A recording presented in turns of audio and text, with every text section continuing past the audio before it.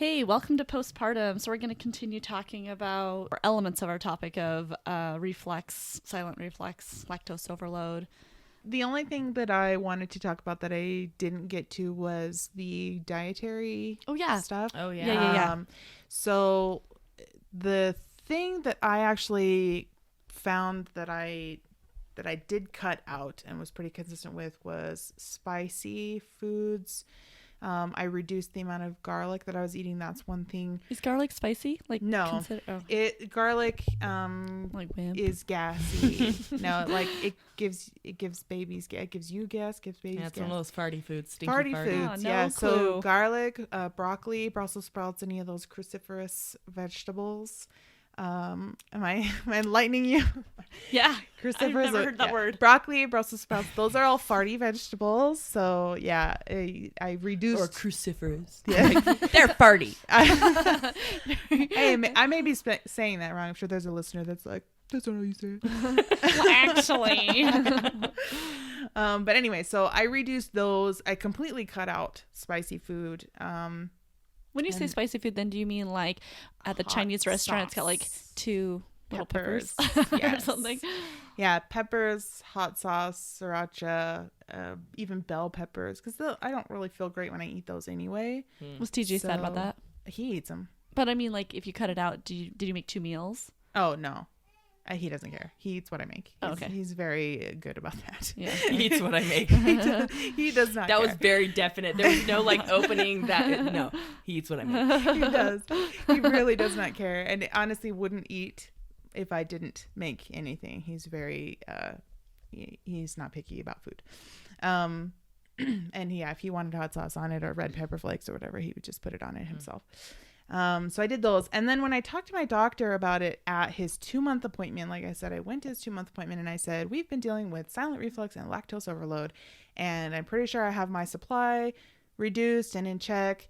But we're still dealing with it a little bit. And I swear my doctor just heard the word reflux and just went off of that and said, okay, so here's some of the things you can cut out: broccoli and cauliflower and garlic and beans and anything that's gassy, and then dairy products if that doesn't work. And which in my research, I found out that cutting dairy is more for a food sensitivity or a food allergy or a lactose intolerance issue, which is very, very rare. Cutting dairy is not necessary. It's not going to affect lactose overload and most likely not reflux. Are the symptoms similar? Is that why your doctor was saying that with a dairy intolerance or allergy versus colic and silent reflux? Yeah, I don't know. I think it's just one of the common things that they say that you can do. I was just reading a lot of articles and studies and stuff about lactose overload in this, and it's basically all of them say you might have heard or your doctor might have told you to cut dairy, but that doesn't affect this. So I don't know if there's more to it. I didn't look more into it because, number one, I didn't want to cut dairy. Sure. Yeah. And if this is what I have and cutting dairy is not going to affect it, I didn't, necessarily go down that rabbit hole. Hey, so if you guys have answers, if any of our listeners have answers, send them to us. We'd like to know more. Even if you had lactose overload and cut dairy and that fixed it for you, let me know. Let us know. So you're saying it wasn't going to help your lactose overload, not the silent reflux, particularly with the dairy, right? Right. That it wasn't going to help. And the silent reflux, like I said, seems to have subsided. And so I didn't put as much stock into my lifestyle changes for that as I did. I had already cut the spicy food and the gassy food for the reflux, but my supply was the issue with the lactose overload. And I needed to make sure that he was getting hind milk. And there's nothing you can do to, change how much hind milk you're producing. I mean, it's all going to produce. The more milk you produce, the more foremilk and the more hind milk you produce. You can't just say, oh, I want to reduce the foremilk and increase the hind milk production. So there's nothing you can do. And there's nothing you can eat to change your milk, to change the volume of your milk either. I mean, volume, the makeup? Yeah, it's the makeup. The composition. Because you can't eat stuff that will increase your supply. But I was like, but those are fighting words. No. Don't tell somebody they can't increase their supply. You definitely can increase your supply with some food like brewer's yeast. Yeah. And flax and There's a couple of other things I don't remember, but anyways. Fennel. No. Yes, fennel. Fennel, yeah. Yes. It's like no falafel. Peppermint reduces milk supply, but yeah. you do have to have an exorbitant amount of fennel or peppermint to have that. Like you would have to eat That's so good to know about peppermint all the time. Yeah, like huge amounts. I wanted to take a doTERRA product that had peppermint in it, which I understand, like that's my risk. This isn't like opening a can of worm about like I'm mostly saying this for our listeners because I know people have a really passionate opinion. So anyway, it was gonna be my choice, and I felt like it was a safe product to take while nursing. But as far as like my supply goes, it said like contains peppermint, and I was like, if I take this one time, or if I put like something that has peppermint in it to help my sinus, then I was like, well, I'm just dooming my children's supply, and so I avoided it. And now that they're over 15 months, I'm like, I don't know. Yeah, whatever. It goes away. Yeah. Well, for me, I mean, it was Chick-fil-A peppermint shake season, and I don't know if you guys have ever had a peppermint shake from there. They're so good, and I was like, I can't have peppermint shakes. Is it with real peppermint, or are they like crushed mints? Both. Oh, okay. Both. But it, like I said, it wasn't enough to have any effect. I So feel like that's enjoy the case your with peppermint shakes. And if you're struggling for supply, maybe be more vigilant with Right. those things. Yeah. Be aware of that, because a little is a lot Right. if you're struggling with milk. Right. For me, I remember in the hospital they were talking about not taking Benadryl and an antihistamine, and I was like scratching my skin off because I had pups, and they're like, don't take Benadryl, and I'm like, freak you guys, you don't realize what I'm going through, so I'm gonna take Benadryl so I don't become a scratched up like meth looking person. Right. You're like scarred up. Yeah, it was so bad, and I was scared every time I would like take it and be like, Wait, because of the supplies they said that, or yes, because of the transfer? because they said it was gonna decrease my supply. I never heard that about Benadryl, but There were I a haven't lot heard of things. Yeah, there were a lot of things that they were like, don't take. They were that way with the CBD oil too. They were like, it may decrease your supply. I'm like, okay, well, at least I'll be alive. So yeah. I'll take a decrease. And I never had a problem ever. But maybe I would have been more aware if it were low. didn't have a good supply. Yeah. Yeah. Right. So But maybe it in did your go down, situation, you don't know. yeah. That's why I didn't pay. It's still like about priorities, I guess. I can't think of like in your situation. I feel like it was sort of a I can't think of it, more dire situation, and so you needed to decide regardless, you know. But I mean, if you need to, there's formula, like that's For or sure. there's donated milk or whatever, you know. And so like it's not like we're not saying that one is what am I saying? The formula, you're bad for using formula, but there are studies, lots of studies that show that breast milk is the healthiest thing. And so it, you know, I can understand if a mom is concerned about decreasing supply. So that's all we're saying, is just being aware. But if you're in a position where it's life or death, then it's definitely And I think I saw something on the internet. Sorry, I interrupted you. I was just thinking, I saw something on the internet that said fed is best, not breast is best. And I agree with that to a certain extent. I think that it's good to be aware that if you can breastfeed, breast milk is going to be the most ideal food for your baby. Your body is able to create something that is targeted specifically to their needs. custom made. Yes, custom made for them. But it's important to be able to identify if that's not going to be in its ideal situation for you and your baby at that time. So I have no problem with people saying breast is best. I agree that breast milk is best for your baby. But if your breast milk is hurting them, or if you don't have enough milk to feed them, or if It's hurting you. Yeah, if you need to take a medication to keep you alive, you can't take breastfeeding. Or you might have like a medical condition, like you have whatever it mastitis is, and you need there's to. so many things. There's so many factors that could come in. You can say, yeah, breast is best, but not for me right now. Right. Not for my situation. And it's not going to work. It's the same for any dietary, you know that vegetables are better than cheeseburgers, but cheeseburgers have calories and you need calories to live. So if you give your kid a cheeseburger, if you eat a cheeseburger instead of vegetables, you're fine. Or right. just buying organic food is best. Yeah, Or, right. Yeah, like if you can buy organic fruits and vegetables for your kids, some people don't have that in their budget. And so Right. feeding your kids food is better than buying organic fruits and vegetables and not having enough to feed them a sufficient amount. You know? Yeah. Did you have more you want to say about that? You were going to talk about your... Oh, yeah. So we were talking about talking to lactation consultants in the episode, and I didn't know much about... I had a doula who said, I can't remember how much she was trained in lactation consultation. I can't think of the term. Is that what it is?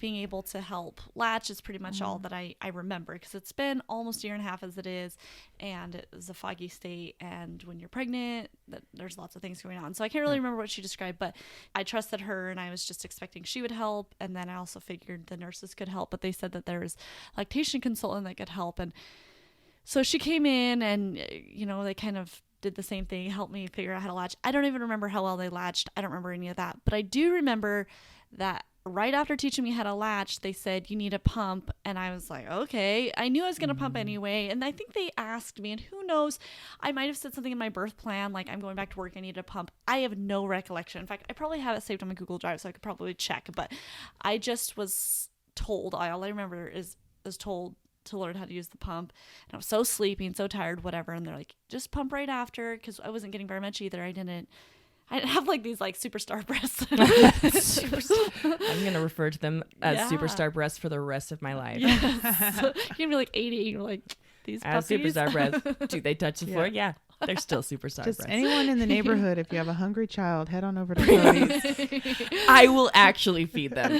I will not. She's I don't know if they'll eat. Wet nurse. Your kids are over it now too. Your kids are not. Really love her. Swiss will still, if she's tired, she'll still nurse. But Buddy is hardcore not interested. I pull my boob out and he pushes away. Oh yeah. Don't you even still try. Nurse them though, right? I do. Just at night, or well, I do it during the day a lot more than I anticipated, when they're acting extra fussy or something like that. Swiss is kind of rapey about it. She'll you've seen kids that'll put their hand just down shirts or whatever. Shirt, yeah. But she takes both hands and pulls my shirt down and pulls it out really far, and it's like, I wish I could describe it. She has her mouth against whatever skin she can, sucking, looking for the nipple. And I'm like, ugh. And so often she has this look in her eyes. She's like, and I say, I don't want to. And I know in my heart it's going to happen. Yeah. So I think I'm going to have to cut them off soon. It's becoming almost like a mental thing where I'm like, and I'm waiting. I'm just waiting. We don't go in public too often. And most of the time they've been fed and things like that. But if the wrong set of variables are in play, then she doesn't care. Yeah. She has no regard for my well-being. Isn't there an Adam Sandler movie or something where a 7-year-old walks up to his mom and says, "Can I have boobies?" Yes. Something like that. Yeah, I think I saw that and I was like, I will never. I cannot. It's fine if you do. Would not for me. Yeah, not for me. And I had said I want to make it to a year. That was my goal, and then. That's what the American Academy of Pediatrics recommends. I thought they said 2 years now.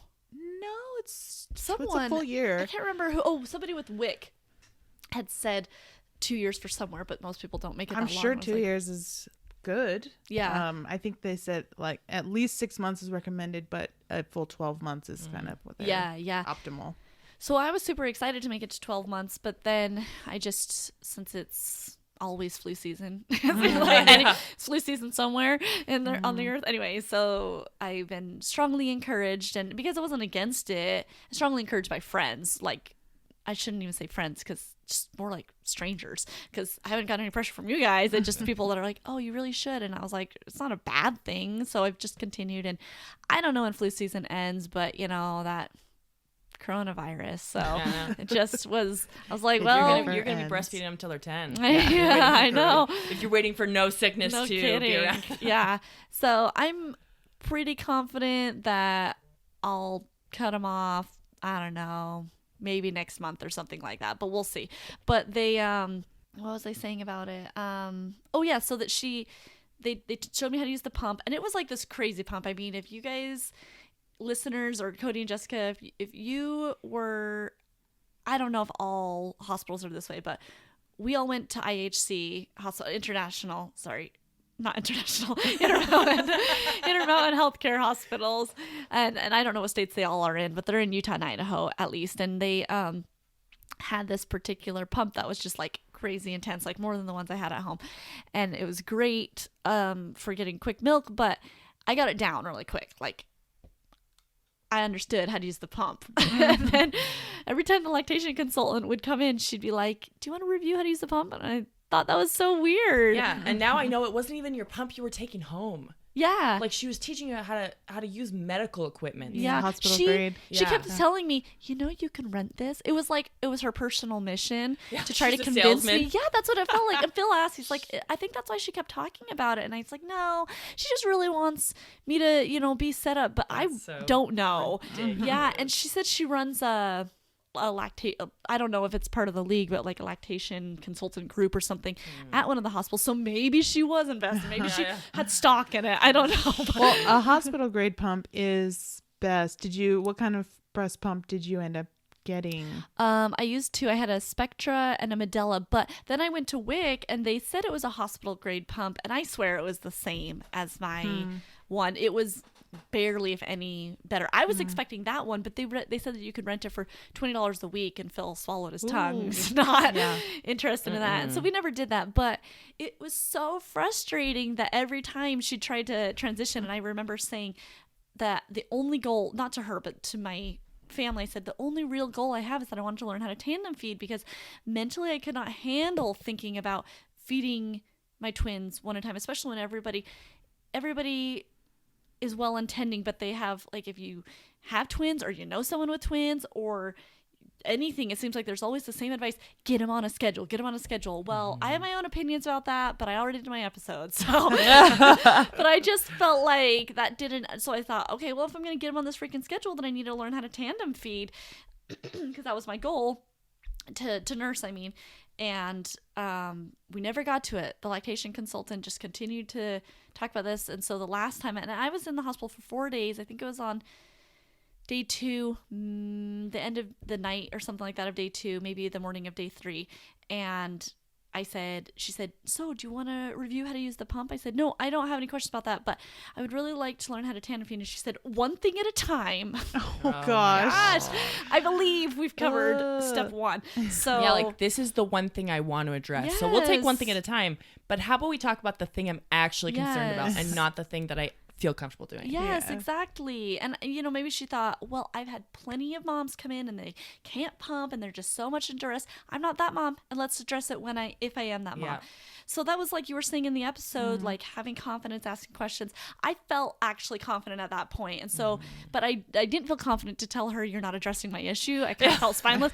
So instead I just endured. Oh, and she drove me crazy. Aside from that, like her personality and stuff. And I remember telling my mom later that I just couldn't stand being around her, and she had this sort of fearful expression that I interpreted it to be something like, what are you gonna do? And I thought, I'll look it up. And I did. I read the pamphlet that they sent home from the hospital to learn how to tandem feed.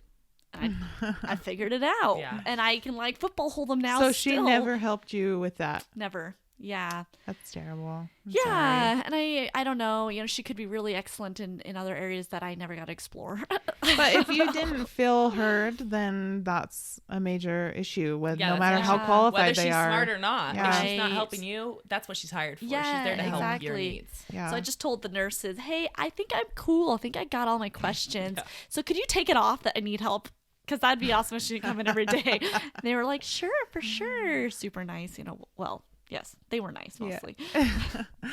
Cody, you mentioned the probiotics. So you do a probiotic with Emmett? Yeah, we've done a couple. So something to mention about probiotics is that different probiotics are going to have different good bacteria. And the more variety you can get, the better of good bacteria in your body. So we started with, I just found out there's an infant formula of this, but it's called Gyrodophilis. So JARRO-DOPHILUS, Gyrodophilis. And that worked well. It wasn't my favorite because it's a powder. So because I was breastfeeding, I would kind of have to, usually what I ended up doing was washing my hands, wetting my finger, sticking it in, and putting it on his tongue, because Otherwise, if you're formula feeding, I think this would be a great option because you can just put a little bit in one of the bottles. Or breast milk in a bottle. Just breast milk in a each bottle. Yep. We did pretty exclusively breastfeeding, so that was tricky. But and when we did do a bottle, I wasn't there, and it was one more step that I was like, I don't want to have to explain this one more thing. So that was okay. And then now that Emmett's older, we've switched over to Mary Ruth's Organics probiotic, and I love that one. It just tastes like water, so it's not like a weird flavor for them. It's in a dropper. I do just a quarter of the dropper full once a day, if that. We've kind of transitioned to less times a week because he should be getting some good bacteria from food at this point. Yeah. But I love it. I've talked to my midwife about doing a probiotic, my pediatrician, and my doula. They all highly recommended doing a probiotic with your baby. It shouldn't do anything bad. Which is weird that no one ever told me that, or like in any of my research, I never. And I use probiotics, and I know probiotics are great for adults, but no one ever. It was just kind of like, breast milk is going to be all they need, and they're going to be fine. Well, yeah, I don't see any issue with them having good bacteria in their gut. Yeah. And I talked to my a pharmacist recently about this, and I said, is there too much? Am I doing my son harm? It's like for example, using lotion. If you use lotion every day, your risk of your body won't produce oils because you've saturated your skin, and now it doesn't think. And that's not the case. It's not something where you're gonna override your system and then your body it'll mess up. None of that. It's just going to help cultivate a really healthy gut and a really healthy immune system for your baby. I'll have to look into that Mary Ruth one, because the BioGaia is working really well, but he always, anytime I give it to him, he gets this little weird look on his face. Yeah. No, and then, he takes it fine. He doesn't cry or anything, but it probably doesn't taste awesome. I don't know. Yeah. The probiotic that I wanted to use, well, not specifically about that probiotic, but I asked my doctor at the beginning about using probiotic, and she wasn't against it as much as it wasn't a common question or anything. And she said, well, my biggest concern is how much volume is it taking up? Like the powder that you were talking about isn't going to take up much volume, but if there's like liquid, a drink or something. yeah, And exactly. that's why we avoided the Mary Ruth when he was so little, was because it's a little bit of liquid that, and their stomachs are so small that it's exactly a lot for them. So we would do that little powder, and it was basically his saliva that he was swallowing. So that's something to take into consideration. Right. Yeah. And your babies, I don't know what a quote unquote normal baby is like. I only know my situation where my kids were really tiny and having issues similar to yours, Jess, with having to eat a lot and monitoring sugars and stuff like that. And I can't remember. I know that Emmett had is it bilirubin? Is that what it's called? No. Yeah, he was jaundice. He had Jaundice, a little bit that's of what it jaundice. is. Yeah. And which means your bilirubin count is yes, up. You are correct with that. That's right. And so I don't know that it ties into like eating or anything, but I know that there's always going to be things. And so it's good to, know your baby, but we have a friend who referenced using probiotics when her baby was born, and I was like, I'm going to do that. And then of course I forgot until the kids were born. And then when I asked my doctor, she said that. And I was really dissuaded for a while until it's hard, I think, to be a new parent, because you don't want to break your baby. Right. So you ask questions. Sometimes, I don't know, sometimes you go rogue, whatever, but I felt like I can't feed them less until I get the okay. So we just were miserable, at hour and a half increments or whatever. And then we're like, please tell us we can go a half an hour later. And they're like, all right, you can go half an hour later. And we're like, like we could have just done it and seen how it went, but instead we were like, CPS is going to come. Like it was just so fearful. And so I think with this, I didn't want to give them any probiotics until I got that it was perfectly okay. I had to know all the rules. And I felt like I'm a lot more confident now I don't want to say test out things, because I think that sounds reckless, but do some of my own research, and it's okay if my doctor's like, I'm probably pretty rogue when it comes to those things. Like I'll do research. I'll talk to a few people that I feel like are intelligent people, and I'm like, I'm going to try this. Yes. And if my pediatrician says to stop, then I'll stop. Right. But I'm pretty sure, and again, it's not like I'm just like, oh, I wonder what will happen if I feed my kid bleach. It's like, these are things that use common sense. Yeah. Right. And you can tell, they'll let you know if what you're doing is hurting them or not. You mean the baby? The baby. Yeah. They will let you know. So For if sure. they are happy and eating well and growing and you know, Developing and then you're doing a good job. Yeah. Awesome. Well, thank you guys for tuning in, and thanks for your contributions. We'll catch you next time.